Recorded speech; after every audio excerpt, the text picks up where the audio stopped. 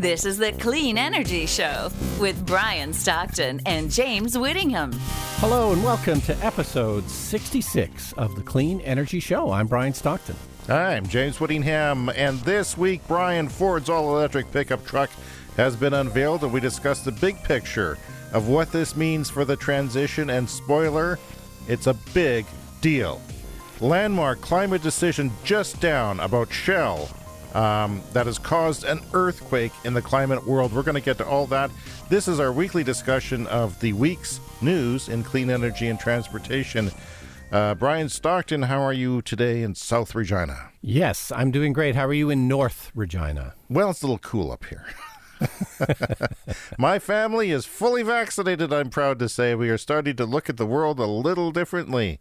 How about you? Yeah, that's fantastic. No, my kids do not have their shots yet, so we're going to have to get on that. I'm very proud that my kids' friends are also getting vaccinated, because that means that life for my kids, which are not doing so well with the pandemic, can start to heal and get back to normal again.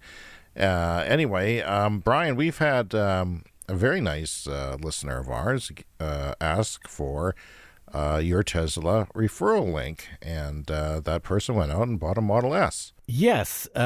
Thanks very much to Brent contacted me on Twitter. If you buy a Tesla, it's best to do it with a referral code from a Tesla owner. And then when you do that, and you kind of have to do it right away, you have to do it at the time of purchase. You can't do it later. Then the buyer gets 1,500 free supercharger miles, and the referring person, in this case me, also gets 1,500 kilometers, I guess, of supercharging miles. So yeah, I've never had a referral before, so thanks very much to Brent for that.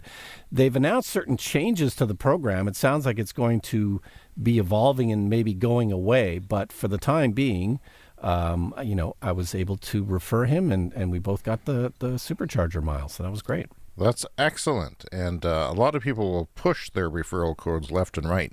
And some people in the earlier days got free cars.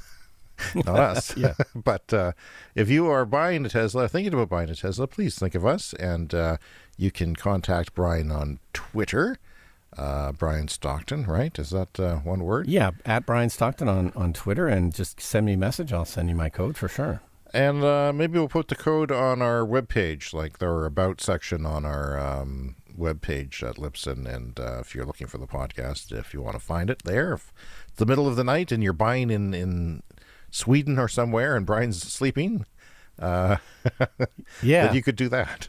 But yeah, there's lots of Tesla news this week. And yeah, the referral thing is just one of the issues that's been kind of bubbling up. It sounds like they're going to change it so that you can kind of lend out your car to somebody through the app. Like there's a way to kind of temporarily give people access through their phones. And Really? That's how the referral thing is maybe going to work in the future. We don't know for sure.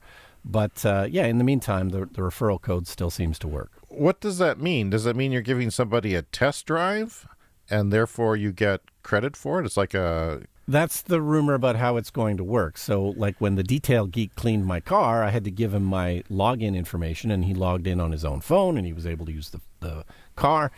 In the future, you'll be able to just give somebody temporary access on their phone for things like test drives. And then, if that person ends up buying a Tesla, then that's how the referral is going to work and how you're going to get credit for it. Something like that. If you're tuning into the podcast for the first time or missed last week's show, Brian had his 1-year-old Tesla Model 3 detailed by a very popular YouTuber, which happens to be in the same small Canadian city that Brian and I are broadcasting from. And so he took it over there, and it was called filthy. People on the internet were dismayed at how dirty it was.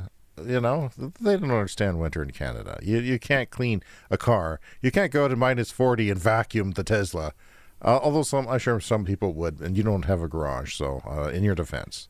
Yes, and if you haven't heard it, I would definitely recommend listening to last week's episode where James had his kids read some of the best negative comments from that video. It was quite funny. And also in your defense, Brian, The guy found a dead mouse in the car he cleaned this week. So I said it makes you look good. I'm watching the views very closely, and so far the dead mouse video is sneaking up on me in views. I'm afraid the dead mouse is going to surpass me in views soon. You don't have a chance. The way it works is a lot of people subscribe. They don't watch all the videos, right? I mean, you do that. You subscribe. You don't watch all the videos of everything you subscribe to. It's just the ones that pique your interest. Well, the one with the mouse is because I got to see that one. And it was kind of weird because I'll spoil it right now for you. There was a mouse trap under the driver's seat, and he just pulled it out, and there it was. He also used an ozonator. What was that thing that he used to de-stink the car? Yeah, it's some kind of an air cleaning thing, and you just leave it running with the doors closed, and it sucks the smell out, apparently. Oh, I love that. I would like that for my underwear. And now it's late breaking news. Brian, the Royal Dutch Shell lawsuit has been announced. It is a landmark decision. Somebody I follow and talk about frequently, Assad Razouk, calls it nothing short of a climate law earthquake. And this is a big, big deal.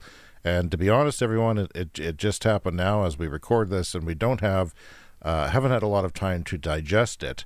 So maybe we'll talk about it, I'm sure, in future shows as well. But, Brian, a Dutch court has ruled that Royal Dutch Shell, that is Shell, the gas company, oil company, must dramatically reduce its carbon emissions, and a decision that could have far-reaching consequences for all oil companies. Have you heard about this one? Yeah, just kind of caught the headline very quickly before we started recording, but they've been, I guess, ordered by a court to do this. This is a real deal. You've had a medical appointment this morning, so you've been busy, but the company must slash its CO2 emissions by 45% by 2030 from 2019 levels, according to a judgment in The Hague. This includes emissions from its own operations and the energy from products it sells. So you can't sell the gasoline and not be accountable for the CO2 this is big. This is a huge deal, and I can't oversell that. This is the first time that a court has ruled a company needs to reduce its emissions in line with global climate goals, according to Friends of the Earth Netherlands and environmental campaigning group that brought the case against Shell. They actually raised money. I was watching this just a minute ago. They raised a bunch of money from people to launch this action. And they still had money flowing in. People are wanting to sue the companies, and by God, it's arguable the long-term effects of how it worked with tobacco. I don't know how you feel about that, but they did sue tobacco and did make headways in that. The verdict could pave the way for similar cases to be brought in other countries, forcing oil companies to reduce fossil fuel production, which is incredible, actually, and it comes just a week after the influential International Energy Agency told oil companies, we talked about this last week, that they need to stop drilling for oil and gas right now to prevent a climate catastrophe. Yeah, that's amazing. Big news. Greta Thunberg weighed in, and I thought I'd just read what she tweeted. Interesting that this also includes the emissions from burning the petrol they sell, and a reminder that the idea of cutting CO2 emissions by 50% by 2030 is based on IPCC CO2 budget, which gives us a 50% chance to stay below 1.5 degrees of warming, excluding most feedbacks, tipping points, aspect of equity, etc. To summarize, very insufficient to say that below 1.5 for an oil company if you look at the full picture, but still very interesting start that could have a big snowball effect. Hello, stranded acids, she writes. I think we're going to have to see the analysis on this, but this could be a significant day. I'm sure they're going to appeal, but we'll talk about more this week, next week when we have more reaction to this. But this is a huge deal, Brian Stockton. Brian, I've been doing a lot of talking, and I've gotten a little bit thirsty. What do you think about that? Well, then you should get on the internet and find District Brewing and order some beer delivery. District Brewing is a sponsor of the show. They are fans of clean energy. And if you live in our home city of Regina, Saskatchewan, Canada, or our sister city of Saskatoon, then you can get beer delivery through District Brewing and from their website or an app called Bruiser, which is available on your phone. And it's amazing. You dial them up. They have a huge selection of beer and wine, and you can get it delivered cold to your house. It's amazing. You know, most of our listeners are not where we live because we're a podcast about global issues. For some reason, there's no one listening in Australia. Again, I implore you, if you're in Australia, we've been asking for weeks. Still nothing. Somebody, you know, we're all over the world. Obscure places, islands that no one's ever heard of. People are listening to our show, but not Australia. What's wrong? Oh, man. That burns me. Brian, I just want to go back to the Royal Dutch Shell thing because the lawyer who filed the suit called it a turning point in history. And this case is unique because it's the first time a judge has ordered a large polluting corporation to comply with the Paris Climate Agreement. And it may have major consequences for other polluters. But let's get on with the show. What do you want to talk about this week? Well, it's sort of heavy Tesla news this week. It seems like everything was kind of building up. One of the smaller stories I wanted to mention, because I've been curious about this, is the first semi-chargers, or the Tesla mega chargers for the semi-truck, have been announced, and they're going to be in Modesto at the Frito-Lay facility. This is a company that has pre-ordered a bunch of Tesla semis, and nobody's quite sure how the charging infrastructure is going to work for either Tesla semis or other brands of semis. These are vehicles that are getting a lot more charging than just a typical car. So this is the first we've heard about officially 62 kilowatt charging stations for Tesla semis. This is big news. There's going to be lots more of this coming soon. So how does this work? 62 kilowatt chargers?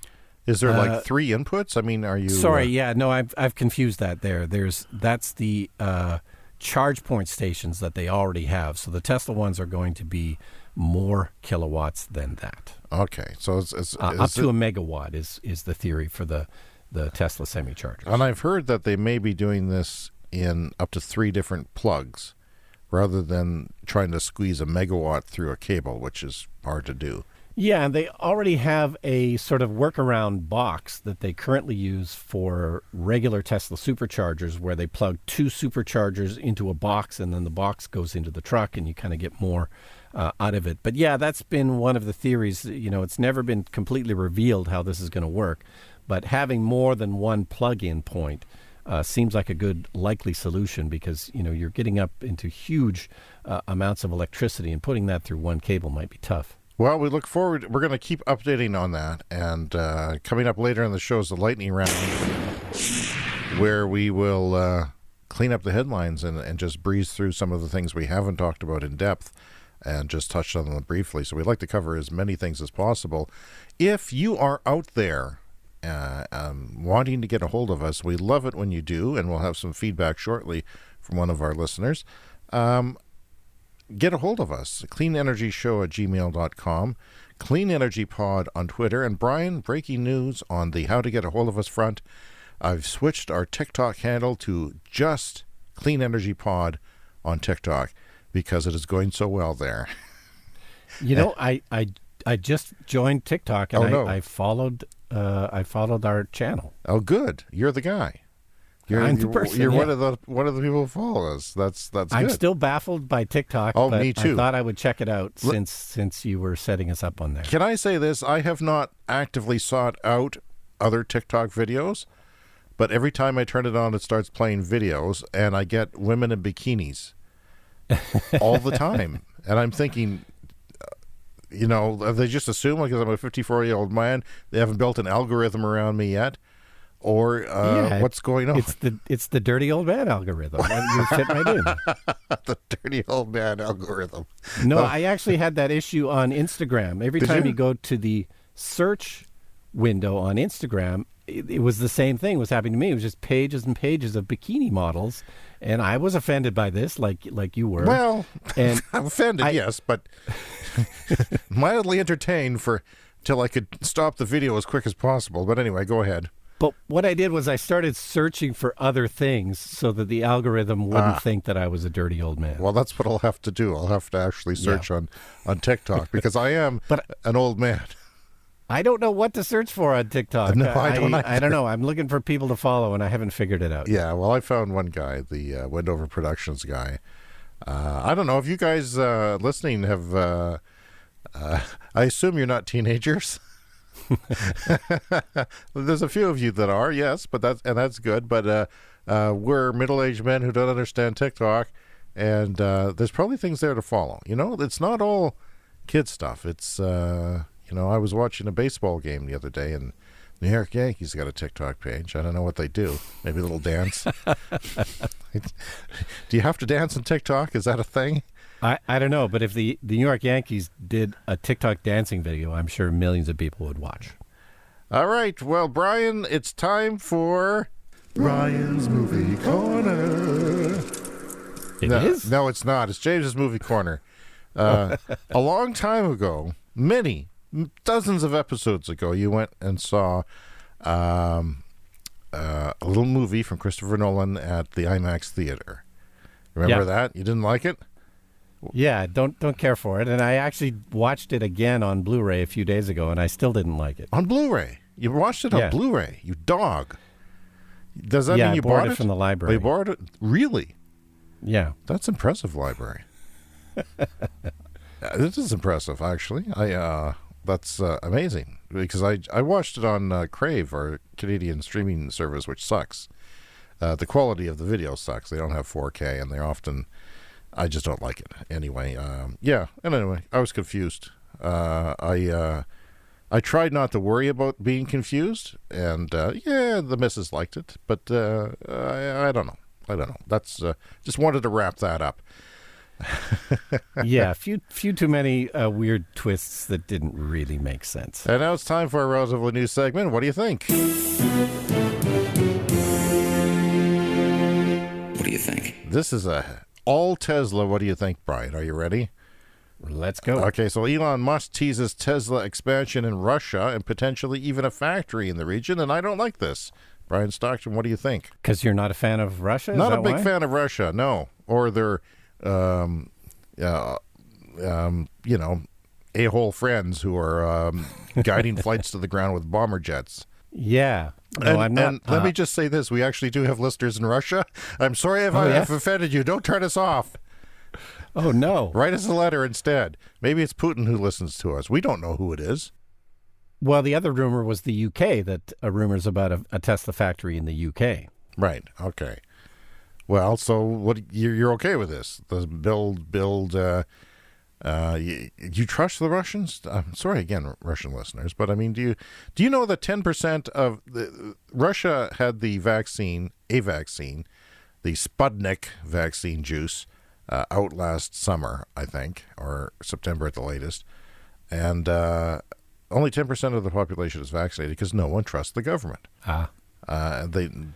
They vote for the son of a bee, but they don't trust him with the vaccine, apparently. So, would you trust the government not to steal? I mean, it's kind of like China in a way, a bit of an adversarial country to the United States in some ways, and can be problematic, as we've seen recently.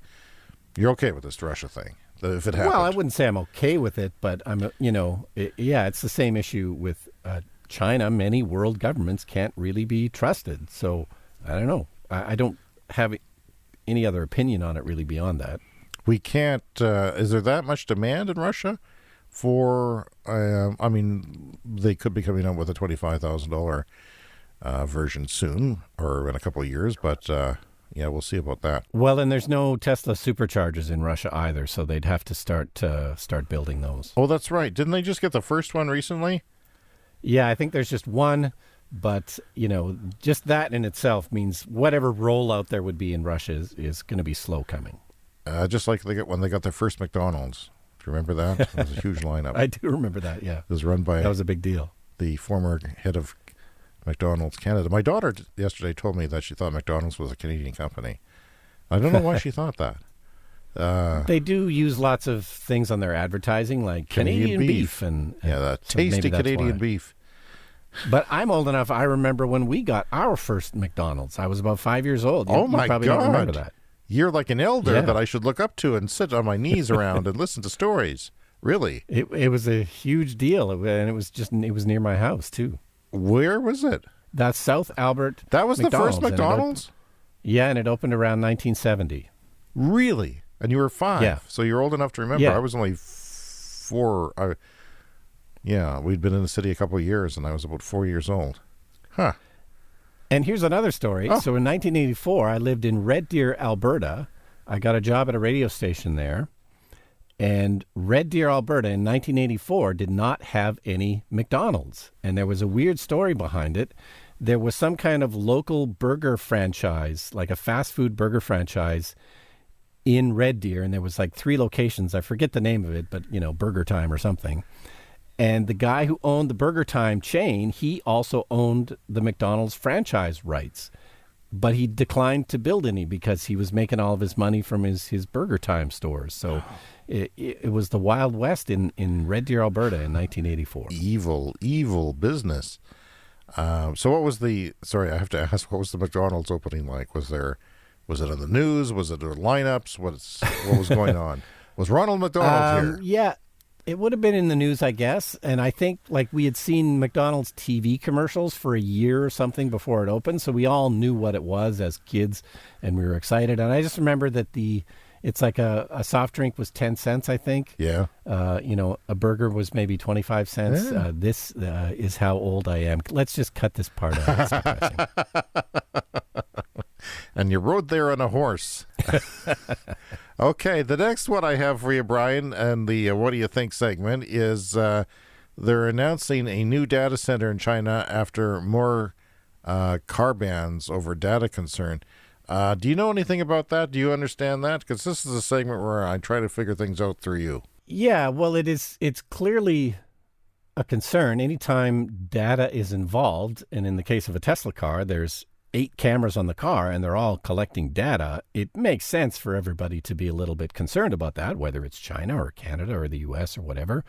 So in order to make everything seem on the up and up and to appease the Chinese government and put people's fears to rest, they've announced that they're going to house all of the Tesla China data in China. So they've announced some kind of a server setup that they're building them along with all the other things that Tesla's building. Okay. Well, Tesla is announcing a transition to Tesla Vision without radar. This is something that you mentioned you wanted to talk about. It warns of limitations at first. So beginning with deliveries in May 2021, Model 3 and Model Y vehicles built for the North American market will no longer be equipped with radar. Do you want to explain that to us? Yeah, so the Tesla autopilot driving system up until now used the 8 cameras as well as radar, and radar can help with certain things, and radar can kind of see in the dark or it can see through fog, and so that's one of the reasons it's been kind of necessary and people have used it up till now. But what Tesla seems to have done is just used the radar and then even LiDAR rigs on sort of mule cars, test cars, to train the vision system. So once they've trained the vision system with the radar, they've realized they don't need the radar. Like they've been able to kind of up till now double check everything or, calibrate it using the radar. But the fact that they're going ahead and actually removing the radar from cars. So basically starting now, the cars, the Tesla Model 3s and the Model Ys being built from May onwards will not have the radar hardware. They're removing it, and that'll save them. I heard as much as, $600, $700 per car. Wow. Which, is millions of dollars eventually once you see all the cars that they build. So, yeah, that's a big deal that they've gone that far. They're that confident in their vision system for self-driving. They're physically eliminating the radar from the cars. But there's lots of software updates going out. Like, for instance, my car has had 3 software updates just in the last week. And none of them is the full self-driving. I still don't have that yet. I've paid for it, but the full self-driving beta has not arrived in Canada yet. But it would appear that with these frequent updates in the last week, they're starting to maybe put some of the code in there or lay the groundwork for Tesla Vision is what they're calling it. It's a completely vision-based, self-driving assistance system. If this works, and there are skeptics out there, wow. Like that would be a big deal for price, because the competition is using LiDAR in addition to radar, are they not? And LiDAR is expensive still.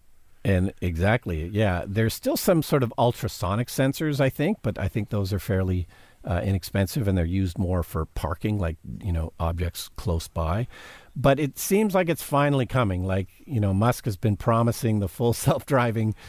It was supposed to be here, even years ago, depending on how you look at it. But it sounds like we're finally very, very close. In a couple of weeks, 3 weeks, the full self-driving beta, the new version, the Tesla Vision version, is going to be rolling out finally. And also full self-driving subscriptions also going to be rolling out in a couple of weeks. All right, Brian, I have some feedback from Michael, who says, "Hi, guys. James showed some interest in SaskPower's consultation process and results, so I'm forwarding this. It could be your chance to play. I summarized the first one in the electric vehicle Facebook page and tags James there. I did not see that.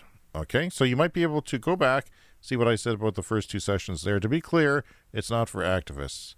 Well, Michael, an activist is someone, in my book, who makes an effort to do something. And I'm very busy with the podcast. Do you know how much time this takes? These things just don't come together. It takes hours. Hours. Over multiple days.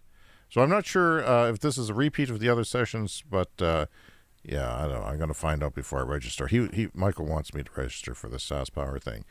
And just because I'm skeptical of SaskPower and been highly critical of our local utility for they're only now putting in their first solar installation and battery installation. But I guess they're looking for more information from EV drivers to gather some data or something like that. So, Michael, thank you for contacting us.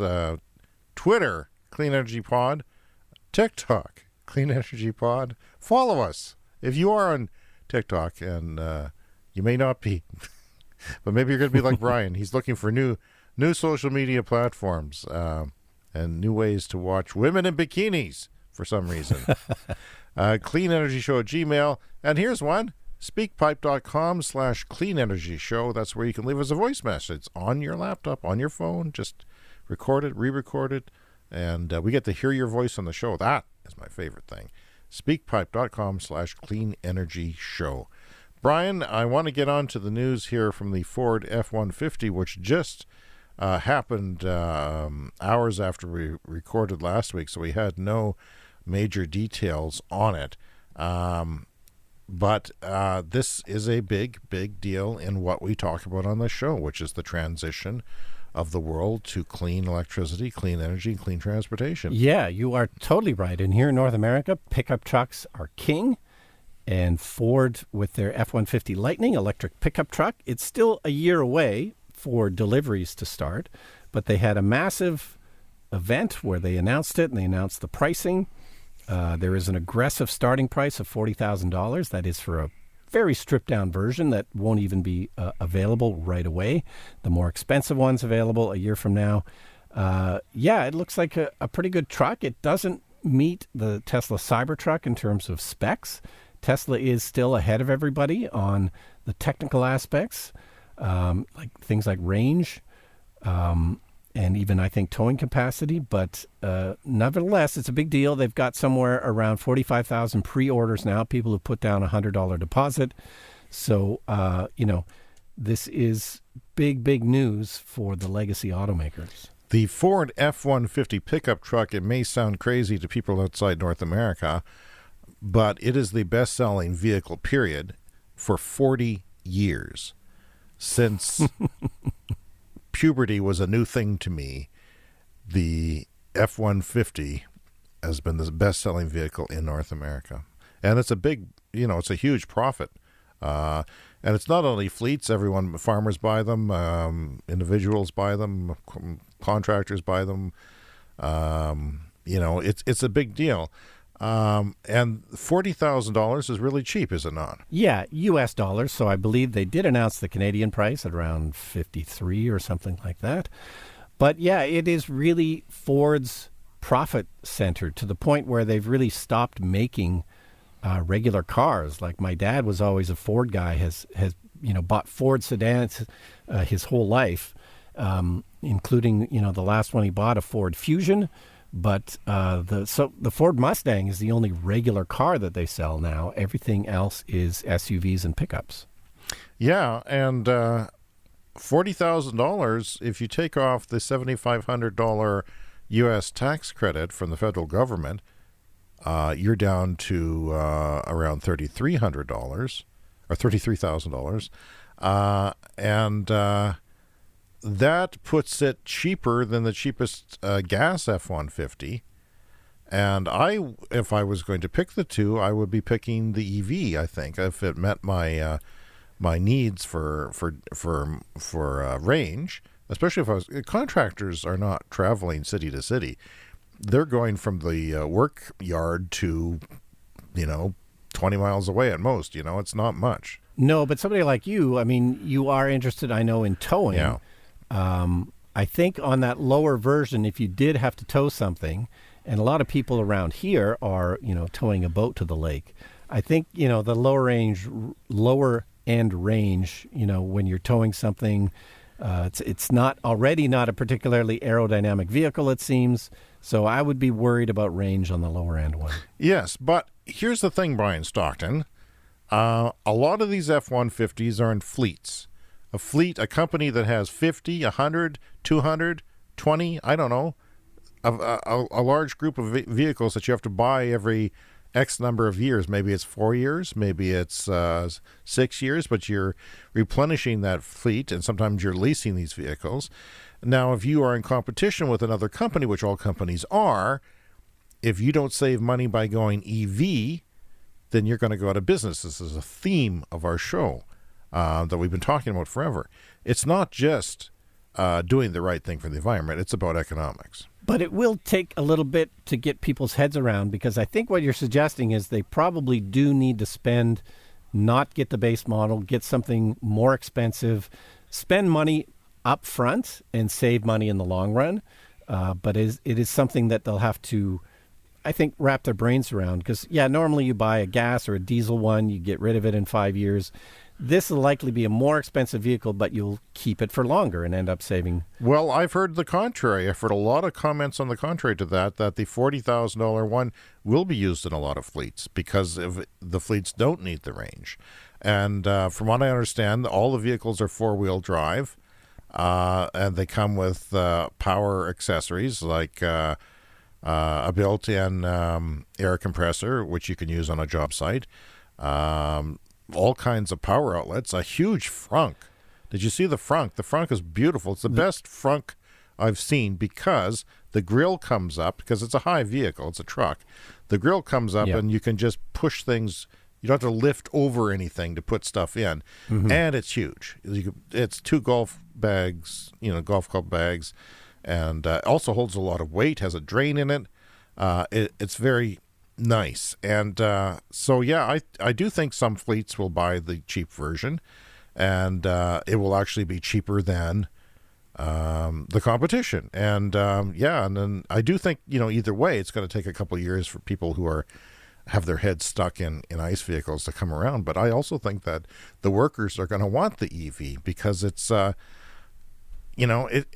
just on a listen, what Ford did with a lot of YouTubers and things like that is they actually gave them a gas F-150 for a day. And they said, come out to our event in the gas F-150. So a lot of these YouTubers are not driving trucks, but they are now, and I used to drive a minivan, and I have an SUV for towing.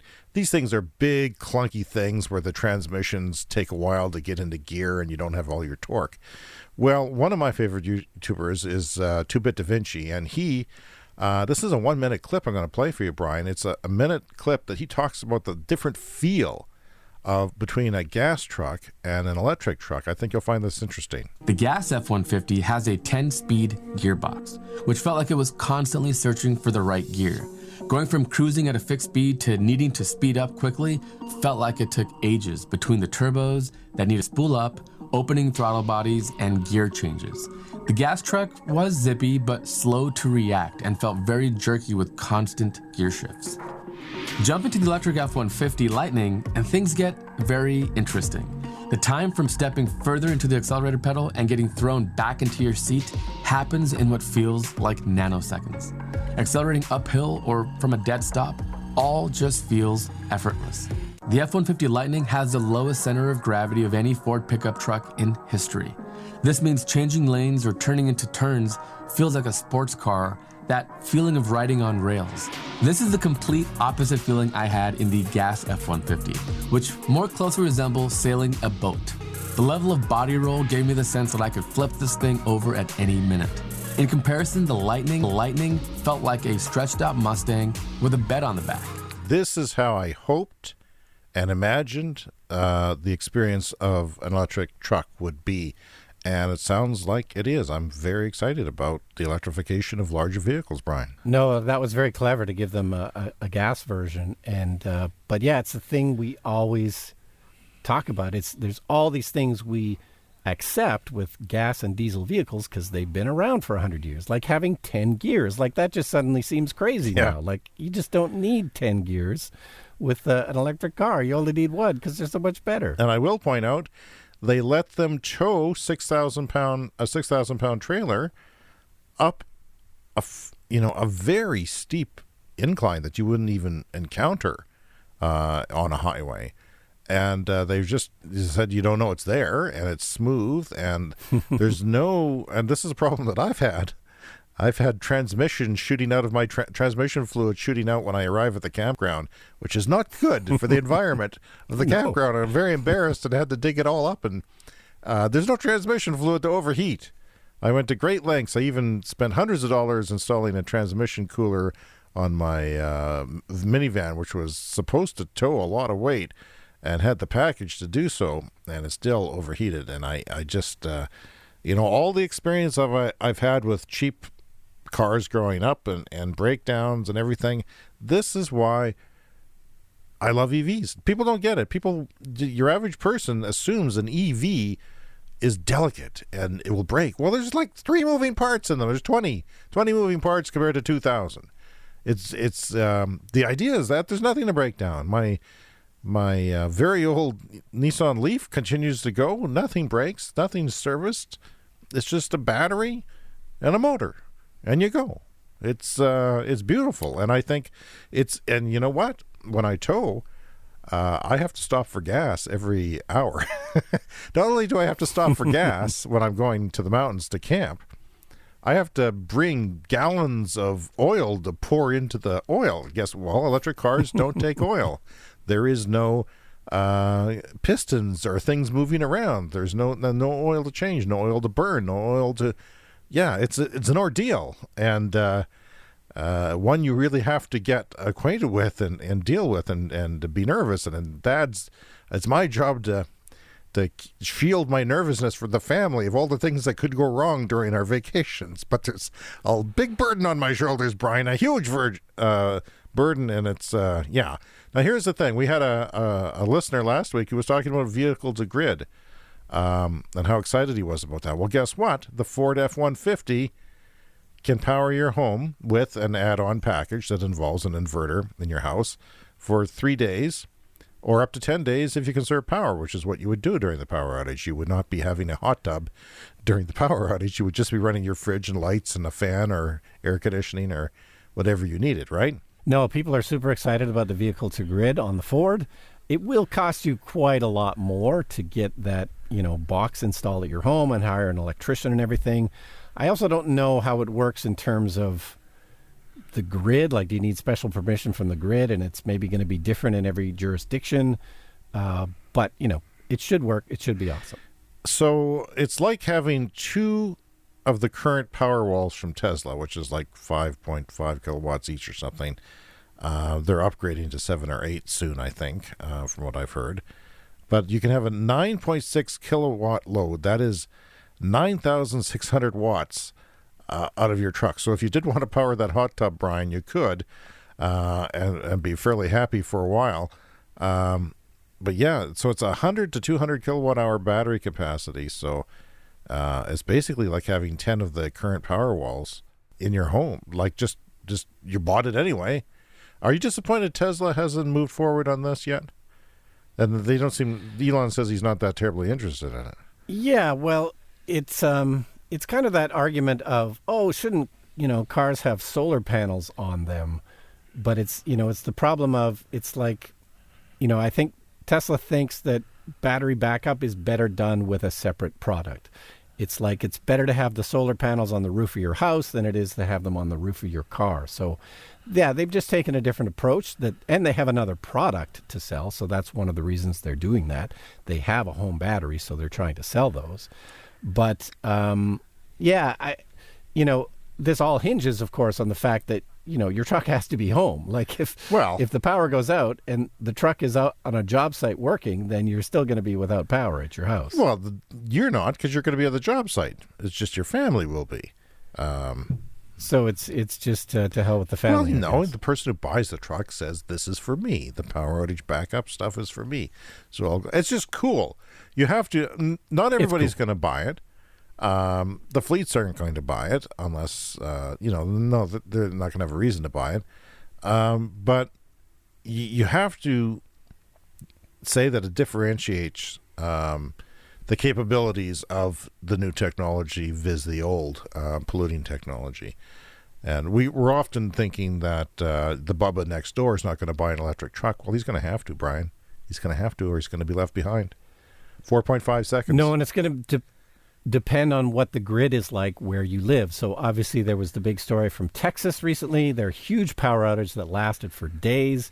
We do have power outages here, but our grid, I think, is typically much more reliable.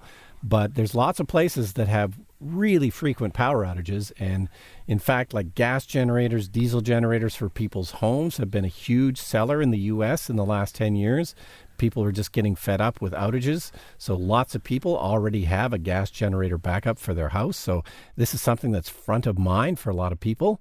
And they're going to see that truck. And it's like, oh, well, I need a truck anyway.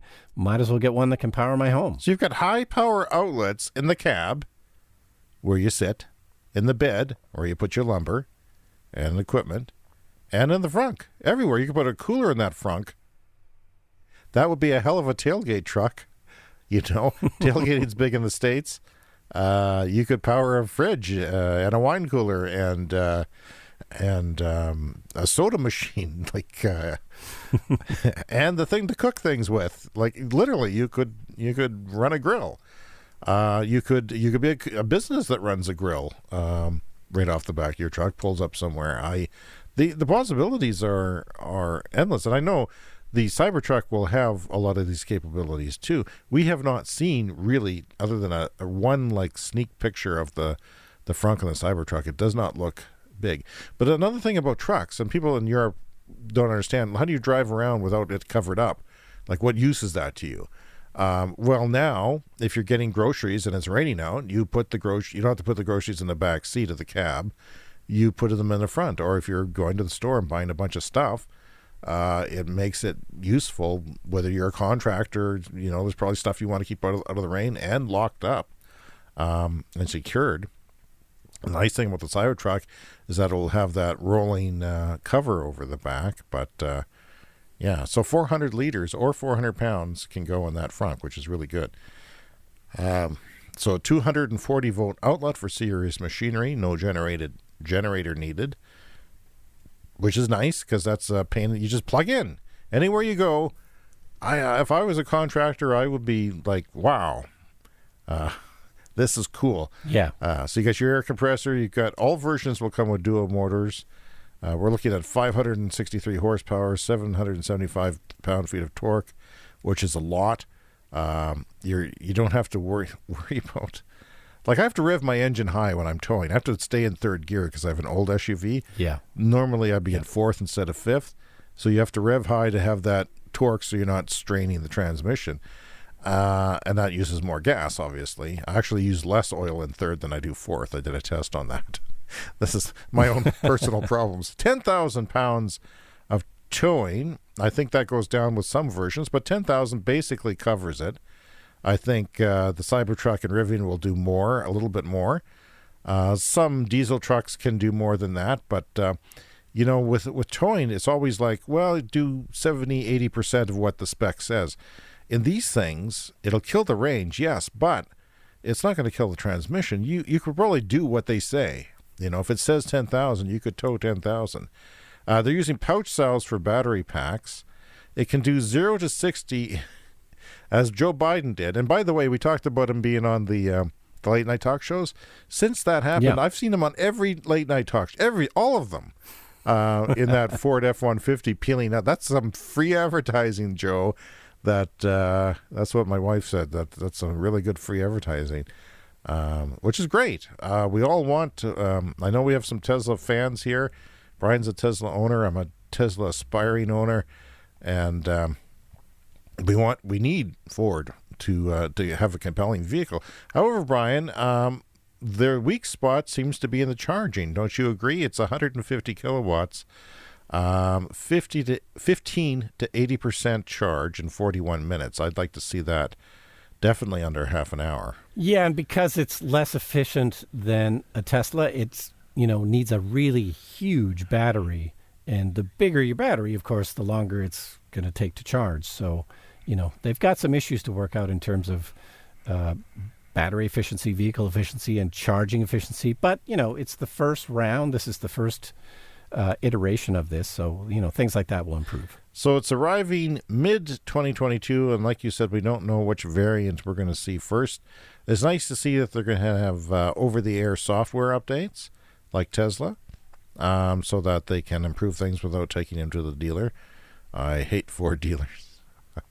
Oh my God, do I hate Ford dealers? They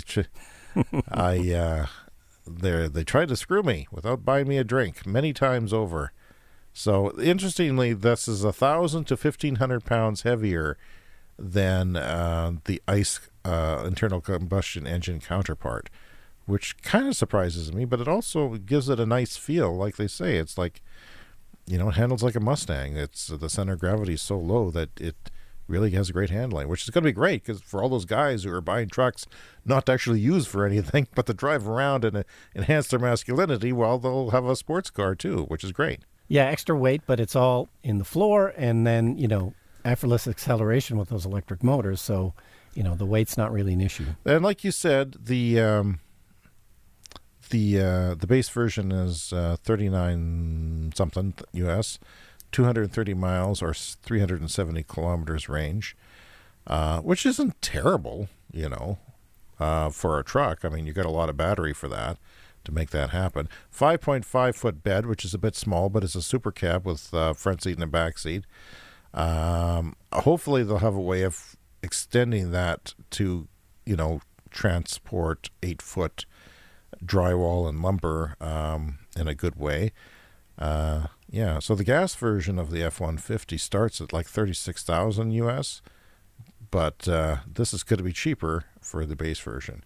And hopefully that'll get people interested. If they, test drive the base version, maybe they'll think about it and write out the... Because, when you're towing, oh my God, do I spend a lot of money towing. I would be happy to stop and charge more frequently just to save that money, because I am stopping every hour anyway to fuel up, and hour 15 minutes or something, and it's just ridiculous. So, yeah, and the cheap version has 7,700 pounds, which is pretty good. And will tow most stuff, I think, that most people would be towing as contractors. So that's the same as the base Cybertruck. I'm really impressed, Brian. I'm really impressed. There are some weak spots, but maybe the over-the-air can increase the charging speed or something after a while, if we're lucky. No, and I know that you did put a reservation down on a Cybertruck, hoping to be able to afford one day when those come out, but... Are you going to put down a deposit on this? Are you going to switch your allegiance? What are you going to do? No. The Cybertruck was a fantasy. It was an aspiration. It was an aspiration to get busy and do things. But I'm not going to be able to afford the Cybertruck, even as it gets pushed back and back.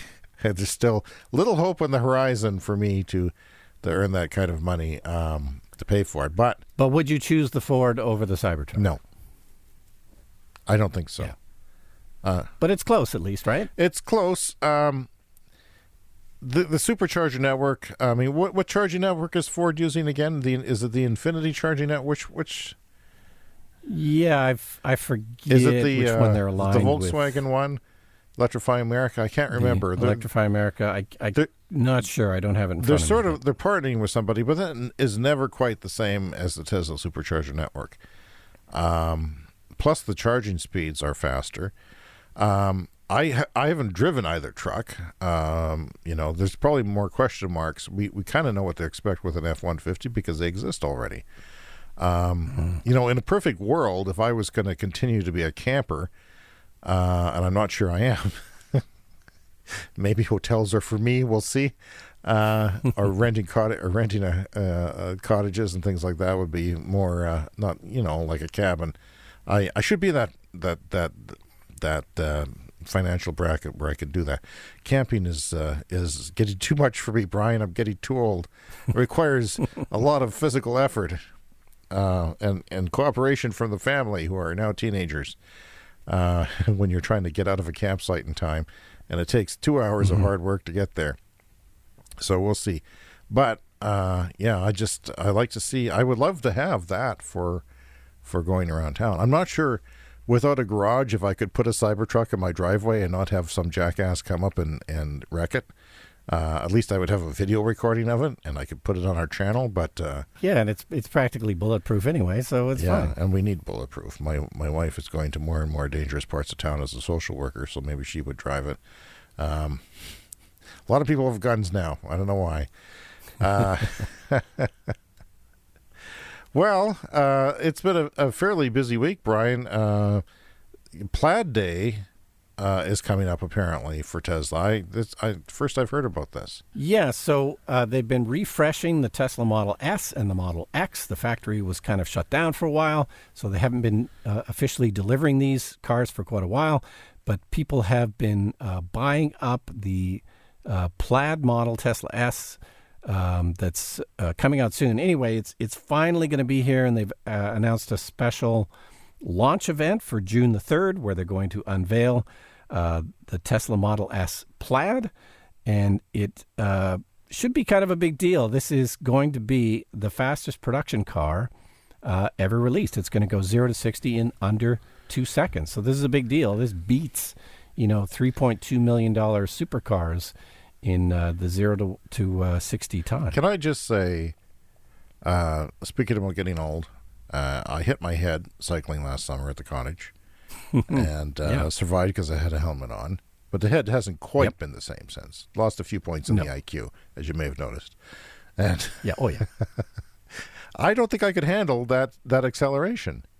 That's like, it's not fighter jet, but I mean, you might as well go up in a fighter jet and hope not to puke. Because I was in something that was like less than half that, and I felt dizzy and nauseous as a passenger. Yeah, some people do.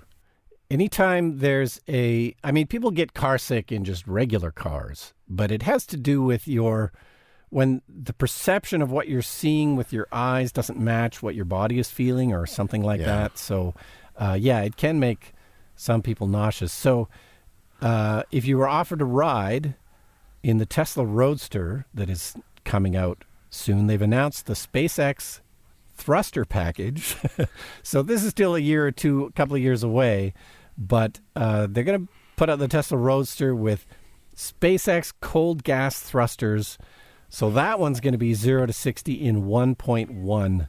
I'm sorry. That would literally kill me. I'm not joking. I don't think I literally would turn that ride down if you get so many referral that you get one that I would say, no, Brian, don't do it. I can't survive this. Or, I would duct tape a barf bag to my mouth just to make sure I didn't make a mess in your car. Or have an appointment with a detail geek already booked. Because it's one of those things where, like if you go to an amusement park, they'll have a warning on certain rides. I couldn't do that when I was younger. Got a heart condition. I can't do that now. 1.1 second? No. I mean, so great, but if I wanted to murder you, yes, the way to do it would be to take James, you we're going in for a ride, not into Roadster. the woods, but just down the street.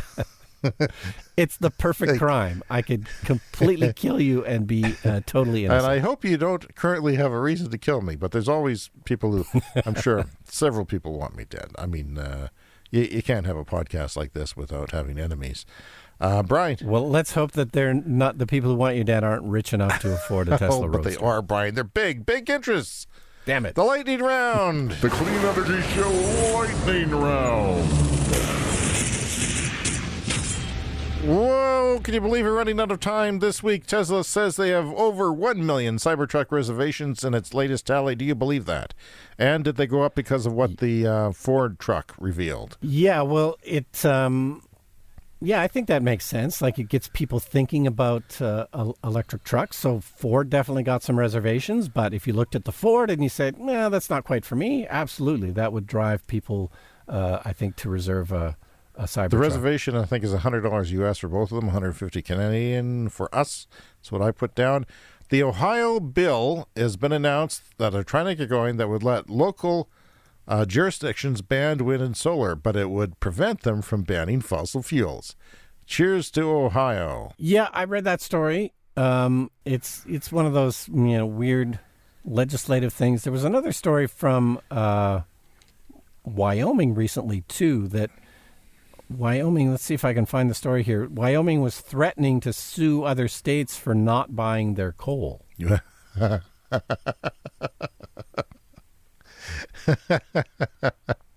know what the climate lawsuits are working? Are the ones where Shell has to ante up and meet Paris agreements. These ones are the opposite crazy town of that. And I'm sure that gets people's blood boiling. So Ford's battery roadmap says that they will reduce costs to $100 per kilowatt hour by 2025 and $80 per kilowatt hour by 2030. However, Tesla is expecting, or Bloomberg New Energy Finance expects 2025 prices will be $84, not $100, and 2030 prices will be $58, not $80. So what's going on, Brian? Is Ford just one of these two people are wrong, or is Ford behind? Oh, Ford is definitely behind. Tesla's been working on these problems and these issues and these efficiencies for almost 20 years now. So, they've got a lead in terms of, manufacturing costs and efficiencies. It's really two things. It's like their Tesla cars need smaller batteries because they're so efficient, so they're saving money there. And they've been working on battery costs for so much longer that the batteries are cheaper to make. So this is going to be a pretty difficult hurdle for basically all the other, EV manufacturers to try and, get down to that same price as Tesla. Joe Biden is looking abroad for electric vehicle metals, including Canada. He wants ally nations to supply the bulk of metals needed to build electric vehicles. So that's good. So I continue to be impressed with Mr. Biden's staff or whoever is guiding him. They sound like the real deal. I mean, you couldn't expect more from Bernie in some respects. Yeah, in terms of the climate, it's been so far not so so good. much on other social issues. EVgo, the charging network, says that the charging station use is returning to normal after a pandemic disruption. That's good to hear, is it not? Yeah, that's great. Germany is getting one step closer to autonomous driving on public roads. Lawmakers in Germany have agreed to allow level 4 autonomous vehicles on some public roads starting next year. So we haven't heard much about countries other than the United States getting to that. So Nissan claims more than 200,000 people have signed up for the Aria EV. Aria, probably? That's their second EV after the Nissan Leaf,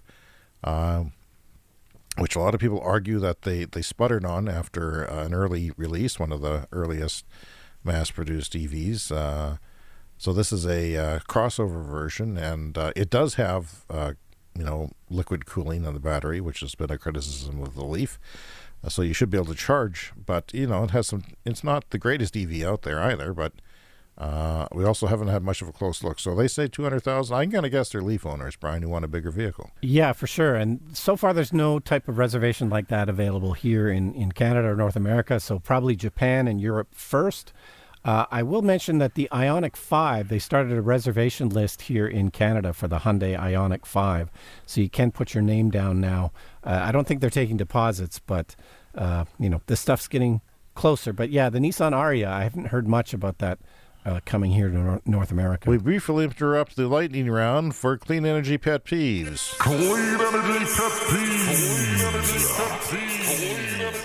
This reminds me, Brian, that I keep seeing a commercial on television for Nissan, and they start off the commercial by saying we are the first person to come out with the EV and have one of the best-selling EVs in the world. And then you know what they do? They try to sell you a gas-powered Sonata. And that is my clean energy pet peeve of the week, Brian Stockton. I'm pissed off about that, and it makes me angry every time. That's a terrible idea. Almost as angry as I am at Toyota, which claims that they're coming out with EVs. We'll get more on that next week. I see a lot of electric car commercials. Maybe it's the shows I watch. I watch cable news. I watch the late night comedy shows. But it seems like if I see a car commercial that's not an EV, it's like, okay, that's crap. But I see so many EV commercials. I know it's, in a way, greenwashing. In another way, it's trying to say, look, we're an advanced company, buy our ICE vehicles, but look how advanced we are. We're at the head of we're not, dinosaurs, which is not what Toyota's doing. They're calling their cars electrified, which pisses all of us off. They have commercials that are electrified vehicles. It means nothing. They run on 100% gas. They use less gas because of electrified nature of recuperating some of that energy and having a more efficient drive system. But it's 100% gas that powers them. They do not plug in. And screw you, Toyota. You're still making me mad every week. The Hyundai Ioniq 5 subscription will let EV buyers try before they buy. Did you hear that, Brian? And what do you make of it? No, I did not. I don't know if you can subscribe for a couple of months and try it out and then return it or what, but it sounds like an interesting idea, and we'll try to have some more of that later on. So Lexus plans a U.S. market plug-in hybrid by 2021. Woo! Toyota. Battery electric in 2022. We'll see. They could do it. But they don't wanna. So autonomous farm robots are in commercial operation in California, and I watched a video of it. You know how in California you've got these farms with trees on them with almonds or fruit or whatever, and they need to be watered and fertilized. So these trucks, these big army-like things, go between the rows by themselves and squirt. So, I've seen a lot of things recently about farm equipment going electric and autonomous. So that's an exciting field, and I think any farm implement company that is not, we're in an agricultural center here, and any company that's not doing that is in trouble. So Hyundai is hinting at an Ioniq 6 sedan and an Ioniq 7 SUV. Good for them. The Ioniq 5, the crossover, with the reclining seats, which people seem to like, but it's a bit pricier than the ID4 by $10,000, I think. It's going to come with 2 years of free charging on Electrify America network. Maybe is that the network that Ford is on? I don't know. I'm sorry, we don't. We'll figure that out. So I saw a thing that says to move liquid hydrogen around, it needs to be kept at minus 200. This is the segment James learned something. To move liquid hydrogen around, it needs to be kept at minus 253 degrees Celsius, which, Brian, is only 20 degrees above absolute zero, which is cold. The coldest temperature possible. 20 degrees above. It's like a winter in our hometown. 20 degrees above the... it's mind-boggling. But, it's not going to be the easiest thing to move around. That's all we need. We need to know that. Yeah. So did you see that there was a Tesla vehicle spotted with a LiDAR on the roof? Do you have any comment on that? What's going on there? Because I am confused like the rest of us. No, I think we covered this at the beginning of the show. Like they use LiDAR on test vehicles just to calibrate everything else. Like it's just helps them set the system up. But so that's a story that sort of pops up every once in a while. Like, oh, Tesla's using LiDAR suddenly. But no, it's just a one-off test vehicle. And we do have listeners in South Africa, so I will say this. Full electric vehicle registrations are overtaking plug-in hybrids in South Africa, which is interesting. So a lot of places are big on the plug-in hybrids as a transition vehicle, but no, battery electrics are taking over. Yeah, that's about it for this week. I will say, Brian, that Daimler is the first German car maker to introduce green steel into series production in 2025. And interestingly, the steel will come from a startup in Sweden and not from one of the many, many German steel manufacturers. So green steel is made with hydrogen or electricity, solar electricity. I mean, I'm not sure how that... Clean electricity, I guess. I don't know. Yeah, clean electricity or... Damn it, I failed our listeners on what green steel is. Because I know that there's different prospects for using hydrogen for steel, and Sweden was going to be one of them, one of the places where that's going to happen. But anyway, we'll talk more about green steel in the shows and years to come on the Clean Energy Show. This is our weekly discussion, conversation about all the cool things that are happening. We know that the world is changing quickly, and we're excited by that. We always have been, and it's getting crazy every week. So always good talking to you, Brian. We'll talk again next week. Yeah, see you next week.